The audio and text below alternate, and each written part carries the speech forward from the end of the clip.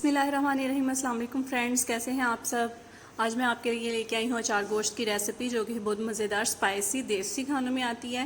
I hope آپ اس کو پسند کریں گے۔ اس سے پہلے میرے چینل کو سبسکرائب کر لیں تاکہ مزید آپ کو ریسپیز مل سکیں اور فیشن کے بارے میں ٹپس بھی مل سکیں۔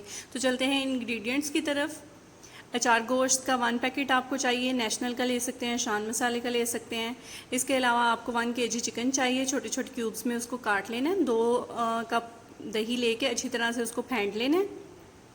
اس میں نے 2 بھر کے اچار گوشت کے سپون ڈالے ہیں مسالے کے، اور جتنا نمک آپ کو پسند ہو وہ ڈال کے آپ نے اس کو اچھے سے مکس کر لینا ہے۔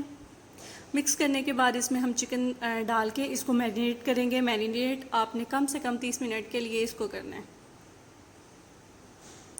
اچار گوشت مسالے کا 1 بڑا سپون لے کے اس کے اندر آپ نے لیموں کا رس ڈالنا ہے۔ اتنا لیموں کا رس ڈالنا ہے کہ تھک سا پیسٹ بن جائے۔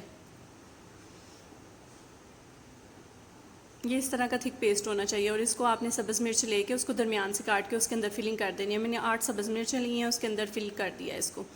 اب ہم پین میں پیاز لیں گے، اس میں آئل ڈالیں گے، اور اس میں ہم ٹماٹر ڈالیں گے، چاپ لہسن ڈالیں گے، ادرک ڈالیں گے، اور اس کو اچھے طریقے سے فرائی کریں گے۔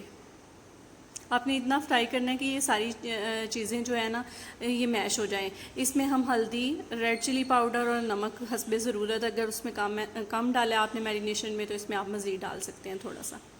اس کے بعد ہم نے جو میرینیٹڈ چکن ہے وہ بھی اندر ڈال دیا۔ اس کو ہم مزید 5-10 منٹ کے لیے اچھے سے بھونیں گے جب تک کہ آئل نہ چھوڑ دے، اور یہ ہمارا اچار گوشت ریڈی ہو چکا ہے۔